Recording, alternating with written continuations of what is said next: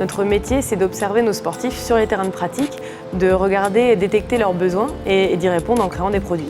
Donc pour le projet OLU, on a observé 2 choses. La première, c'est des personnes qui nagent dans l'eau, qui se baladent, mais qui ne passent pas le cap d'observer les merveilles qu'elles ont sous leurs yeux, sous la mer, parce qu'elles n'ont pas envie de mettre la tête sous l'eau. La deuxième observation, c'est des personnes qui pratiquent le snorkeling avec un masque et un tuba traditionnel. Mais quand elles sont dans la pratique, elles n'arrivent pas à communiquer, elles n'arrivent pas bien à se voir et surtout pas à se parler et à s'entendre. C'est comme ça qu'on a eu l'idée de créer le produit OLU qui permettra d'amener plus de convivialité et de partage dans la pratique du snorkeling en permettant d'observer sans mettre la tête sous l'eau. Alors la première piste qu'on a explorée, c'était un bodyboard avec un saladier sur le devant, une espèce de bulle en plastique. Ce qui était intéressant dans cette idée, c'est que du coup, on avait toute la paroi lisse d'un saladier transparente qui nous permettait de voir sous l'eau, mais en même temps, on avait aussi de la flottaison liée au bodyboard. On est très vite arrivé sur du gonflable parce que ça nous permettait d'avoir un produit une fois plié qui était très compact, on pouvait emmener partout. Du coup, l'histoire du câlin où on vient en fait englober quelque chose, on vient se poser, c'était quelque chose qu'on a trouvé très intéressant et on voulait éveiller justement ce côté rassurant. Sur les premiers prototypes, on n'avait qu'une seule chambre et le fait de gonfler, on mettait beaucoup d'humidité dans la première chambre, ce qui fait qu'on avait une formation de buée. La solution, elle est venue d'un prototypage, c'était sur le OLU 100, qui était très rond et du coup qui n'avait pas vraiment de caractère. Et je voulais l'embarquer dans un imaginaire un peu plus poussé. Et donc ma première idée, c'était de dessiner une fleur. Ça me crée une deuxième chambre sur le produit. Quand je me suis mis à gonfler, en fait, l'air est passé d'abord dans les pétales et elle est arrivée ensuite dans la zone de vision. Et ce que je me suis aperçu, c'est que ce changement de section sur les pétales, en fait, permettait de stocker la buée dans la première, la deuxième pétale. Et une fois qu'il arrive dans la zone de vision, du coup, la vision était nette. Comme c'est un produit qui va être utilisé par des familles, par des enfants, on a obligatoirement des normes à respecter. Donc pour celui-là, on respecte la norme des articles de loisirs flottants.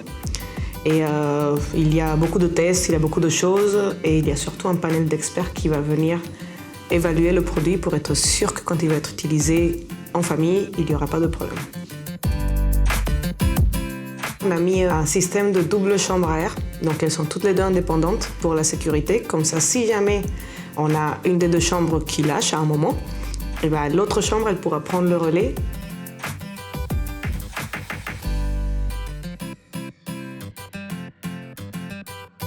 L'idée de les attacher ensemble est venue de la pratique.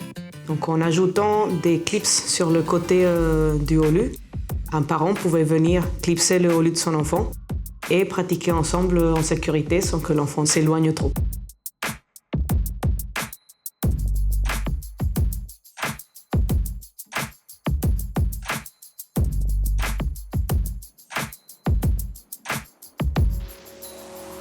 Le point de départ, c'est effectivement une architecture gonflable et transparente. Toute l'idée, c'est de permettre à l'utilisateur d'être guidé par la cosmétique du produit dans l'usage. Que ce soit dans la mise en place du produit, comment je le gonfle, comment je l'entretiens, comment je le range.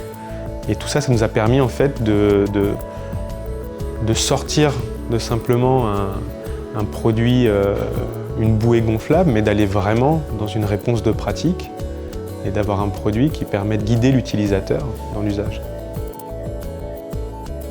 L'objectif à travers un design langage, c'est de permettre une expression simple et évidente de la pratique, de l'expérience snorkeling.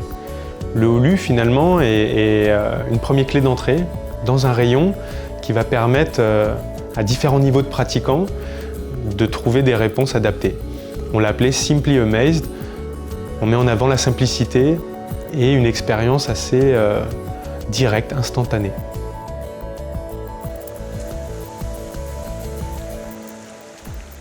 J'ai eu l'occasion d'encadrer les tests du produit OLU pour la marque Subea ici en Guadeloupe. Alors le premier sentiment pour nos testeurs, c'était vraiment de la curiosité. C'est un produit qu'ils associaient plus à un usage en bord de plage comme une bouée classique. Et c'est vrai qu'ils ne l'associaient pas à un produit de snorkeling. Après quelques minutes d'utilisation, on s'est rendu compte de l'effet vraiment waouh dans l'eau, puisque les testeurs nous ont rapporté c'est vrai, un champ de vision élargi par rapport à un masque, comme on peut l'avoir en snorkeling. Également le fait des accroches permettait un aspect vraiment sécuritaire, notamment pour les familles. Et puis c'est vrai qu'on peut communiquer tout en faisant du snorkeling. Donc cet aspect-là est vraiment très positif. Et on s'est rendu compte que les gens restaient bien plus longtemps dans l'eau, qu'ils ont passé largement la demi-heure, voire 40-45 minutes dans l'eau. Et pour certains, il a fallu qu'on aille même les chercher pour les sortir de l'eau, pour mettre un terme à leur période de test. Mais c'était vraiment très très agréable. Je dirais que ce produit, il change la pratique et du coup, il faut le tester pour se rendre compte à quel point ça amène vraiment du fun dans la pratique du snorkeling.